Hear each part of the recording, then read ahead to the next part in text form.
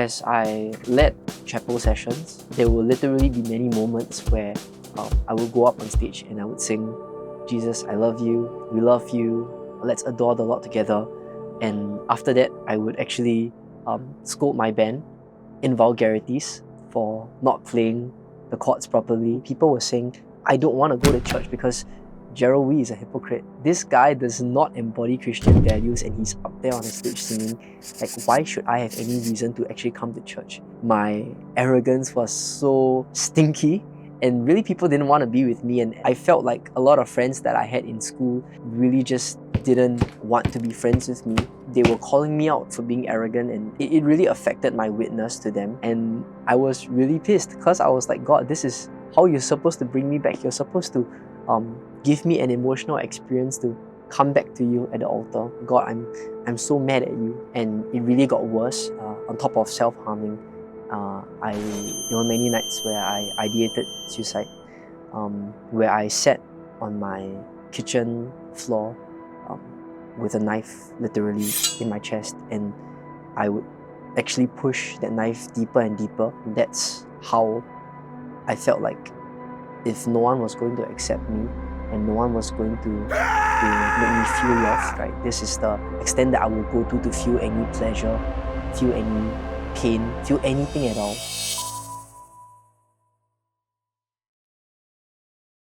Growing up in a Christian family, I was exposed to many things that a second generation Christian would typically experience. Going to Sunday school, going to youth ministry, going to church camps with parents, and enjoying the fellowship of people, the worship. As I grew up in a Christian household, being exposed to these things, I've always wondered what that meant for me. I think for a lot of us who are second generation Christians, we have that same question of when does my parents' faith become my faith? Something that they believe becomes something that I believe, I own, and I live. But I always followed my parents to Sunday school, or rather, I should say, my parents dropped me off at Sunday school, and I would be part of it. I would serve too in my primary school in and of itself. I would also curse a lot, and actually, there was a disciplinary case where I pointed the middle finger at my Chinese teacher, and that got me to the principal's office in my secondary school. As I grew to be more understanding of the world around me, about the values of what my faith taught, struggles came up. Just like everyone else, I wanted to be loved and affirmed, and in a community where people loved me and accepted me for who I am. But as you can see, I look quite different than most people. And I went out to seek affirmation, and it started actually in my school, where I was from a mission school, and so there were chapel sessions actually, and I would volunteer for those chapel sessions. Being a secondary one kid, I told myself that, hey, actually, if I served in chapel and if I led worship, I believe God would give me a pretty girlfriend. Being that sec one kid, right, with a chip on his shoulder to prove something and to be accepted by people, right, carrying it all the way to sec 3, it led to me being a very arrogant, very prideful person. And I think people actually watching this, who knew about me, could actually testify that I was a really, really prideful person. And that was the heart and mentality that I was serving with. Um, really nothing to be proud of, but that was me being immature. And growing up in church, there were church camps and there were many altar calls that I would have the chance to go to. But I would go forward to the altar, I would cry my heart out, and 2 weeks later, I would just fall back into pornography and this whole same struggle of sin. And I felt like, hey, my relationship with God wasn't real, wasn't authentic. My arrogance was so stinky, and really people didn't want to be with me. And I felt like a lot of friends that I had in school really just didn't want to be friends with me, and they were calling me out for being arrogant. It really affected my witness to them, because as a Christian, I was supposed to be all these things, right?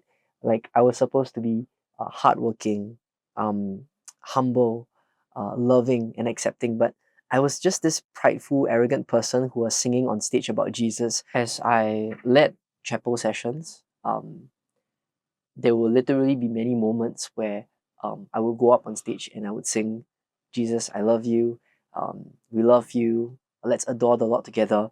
And after that, I would actually scold my band in vulgarities for not playing the chords properly, not following the sequence properly. Um, and actually, back then, I played basketball too. I would really actually scold people in basketball. I would actually trash talk people in basketball and call them demeaning words that no one should be called.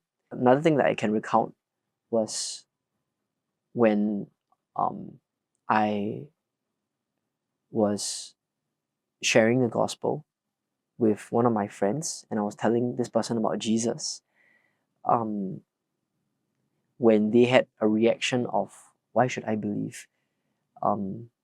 I was really, really insensitive, and I said, if you don't believe, then you're gonna go straight to hell, and I'm not gonna regret it.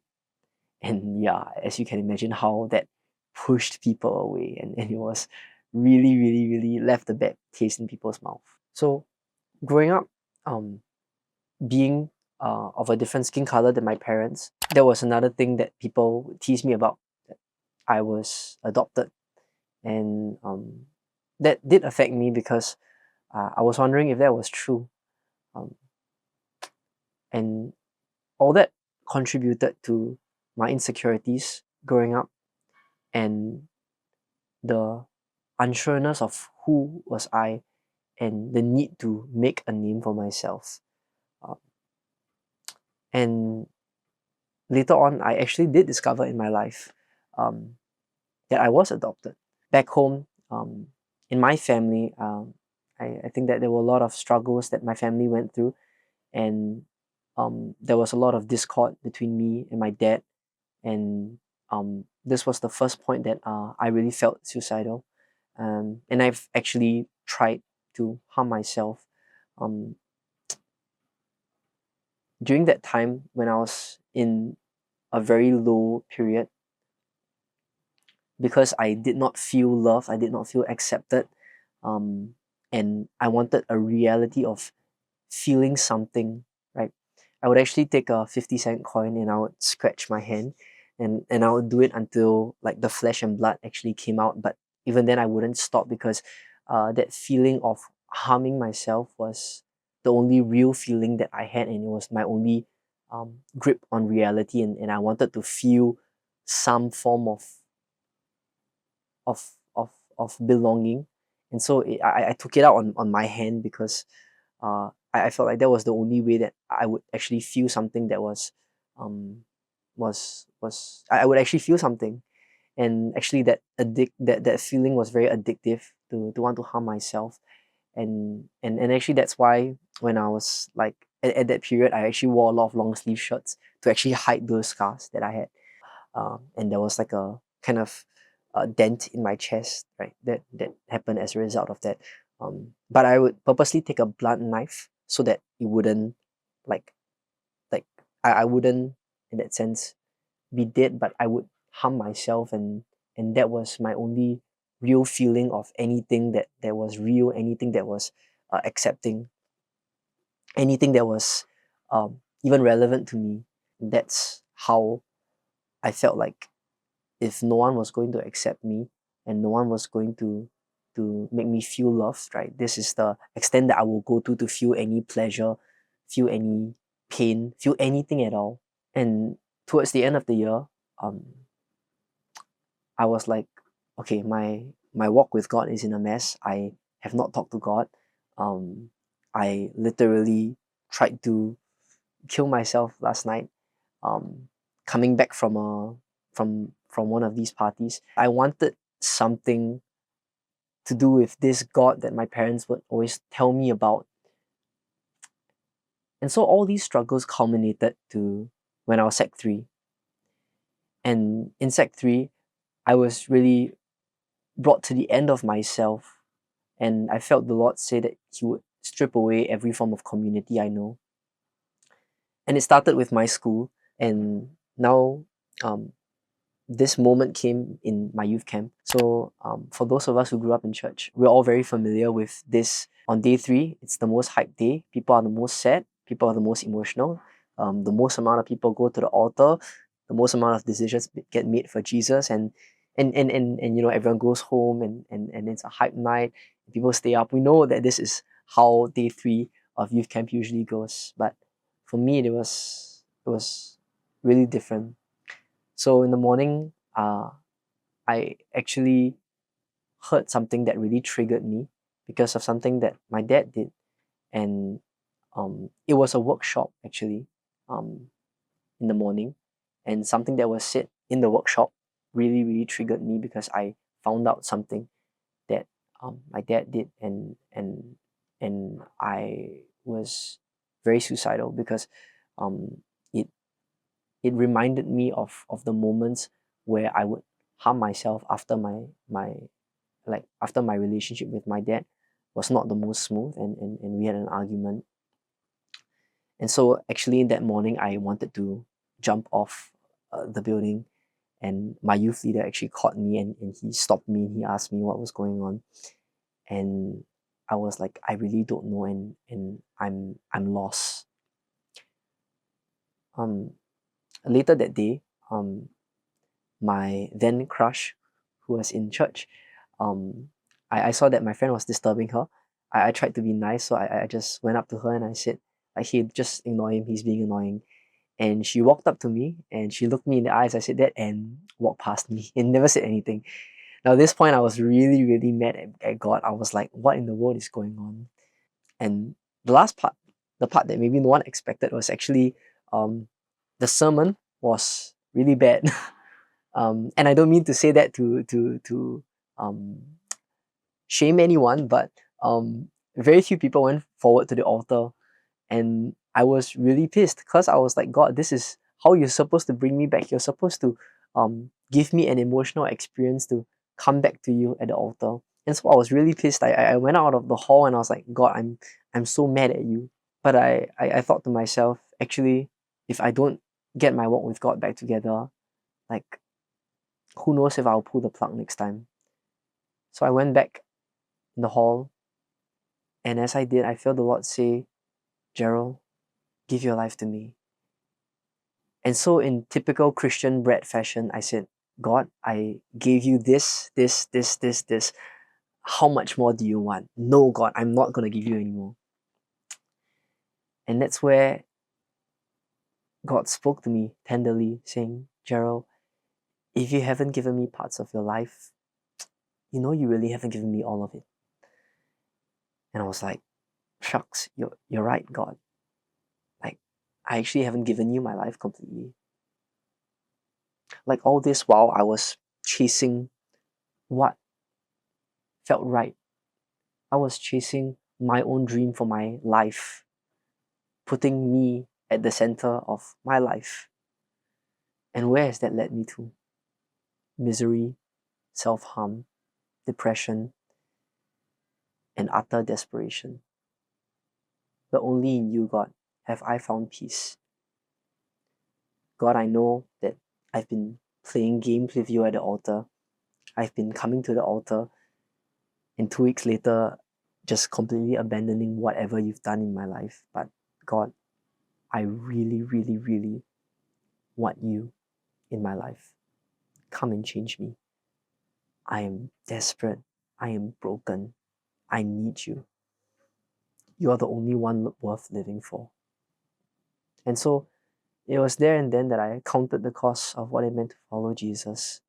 And actually, there was a song by Josh Hill. It was Reward. And that was the song that they played during the altar. And it was the first time that I sang the bridge of that song. I have decided to follow Jesus. No turning back, no turning back. My cross I'll carry till I see Jesus. And I knew I meant those words. There was no fear of what if I stray away from God, and what if things are different, because I knew that this time I made the choice to follow Jesus because he had so loved me. And so I went forward to the altar, and I cried on my youth leader's lap. His pants was actually so wet to the point that he actually had to change before we continued our group discussion.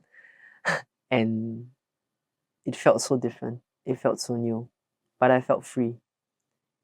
And ever since that moment, I have never experienced a suicidal thought.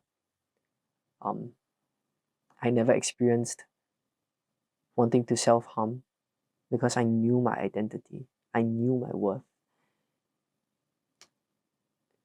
And ever since that moment, I didn't look back. And towards the end of the year, I actually volunteered to be a youth leader in an upcoming children's ministry camp. So because I told myself I need to get my walk with God back together. As I volunteered for the camp, I was just only someone serving in the worship team. And I remember there was one night where the teachers actually wrote cards to the kids from God's perspective. And it was all prophetic. So they didn't know who they were writing to. And so they actually passed one of the cards. They actually passed a lot of the cards to the youth leaders because they wrote a lot of extras. And so I opened my card and I read it, and it said, like, "Son, I know you've been so far from me, but I still love you. Come back to me, we'll throw a feast in heaven."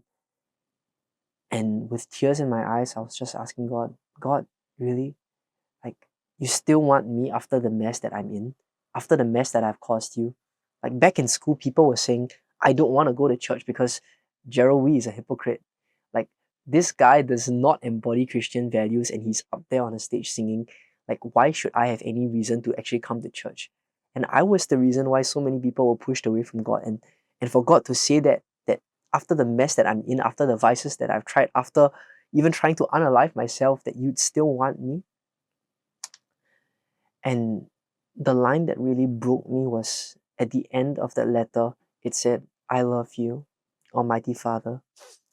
And I cried because that was the first time I've ever heard those 3 words from a father figure. I love you. And it was something new. I was just at the back of the hall, huddled up in like a ball and crying for hours and hours, because to understand that this is how God still wants and loves me and accepts me, even after the mess that I'm in, even for how much I've even been an enemy of God. If you find yourself relating to what I just shared and in my shoes of where I was in that brokenness, in all my bad habits, I want to tell you that you don't have to do anything for God to love you. His love is free, and He loves you in spite of your brokenness. There's nothing you could do to earn that love. It's something that He freely gave. And it's a love that once you experience in your heart, it will change your life. It will change you. I'd love to share with you actually a verse from the scriptures that meant a lot to me.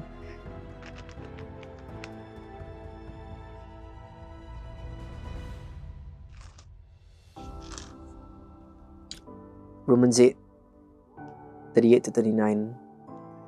For I am sure that neither death nor life, nor angels nor rulers, nor things present, nor things to come, nor power, nor height nor depth, nor anything else in creation will be able to separate us from the love of God in Christ Jesus our Lord.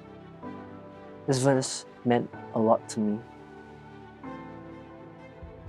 In the early days of me taking my walk with the Lord seriously, because it reminded me that nothing that I did, nothing that would ever happen to me could separate God's love from me in Christ Jesus.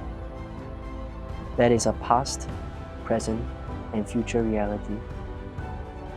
Amidst everything else that I faced, that was an uncertainty, amidst all the changing things, I can agree with the scriptures that say, nothing, I am convinced, nothing can separate me from God's love that holds me.